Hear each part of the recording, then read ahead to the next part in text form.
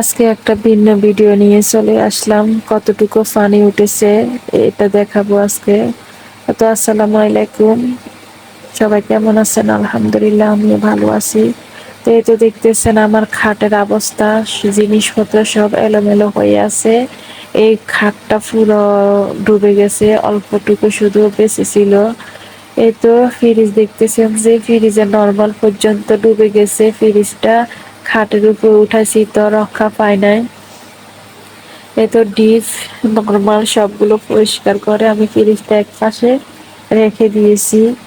এখনো ফ্রিজের লাইন দিই নাই। কমেন্ট করে জানাবেন আসলে ফ্রিজের লাইন কিভাবে দিব। ভয়ে ফ্রিজের লাইন দিচ্ছি না। সব জিনিসপত্র ধুয়ে এখানে এক সাইডে রেখে দিয়েছি। আলমারি দেখতেছেন যে আলমারি এতটুকু পানি উঠেছে।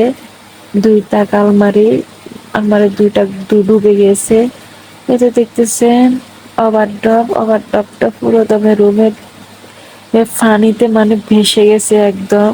তো অনেক কষ্ট করে ওভারড্রপটাকে খাটের উপর রাখছি, অনেক কষ্ট করছি। রাতে 2টার দিকে আমাদের রুমে পানি ঢুকে গেছে। প্রথম তো পানিগুলো বালতি দিয়ে ফেলে দেওয়ার চেষ্টা করছি, তখন দেখতেছি পানিগুলো যাচ্ছে না। তো অনেকে বলতেছে বাদ দেন, পানি আরো এইদিকে আসতেছে।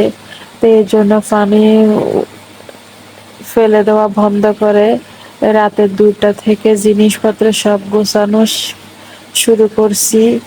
তো অনেক আসলে মানুষ কয় যে চোর দাইলে বুদ্ধি পায়, ফ্রিজটা আর কি রক্ষা করতে পারলাম না।